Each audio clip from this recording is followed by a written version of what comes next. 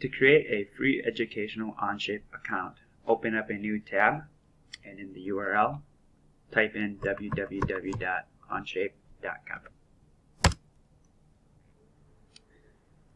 At the top right, you will see a button, left click, sign in.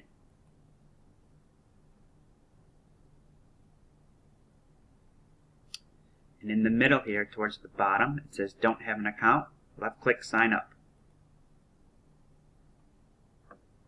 Scroll down and you'll see three panels. The middle one says Onshape Education.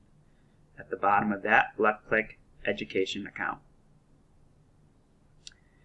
And in this box here, this is where you fill in all your information, starting with your first name, last name.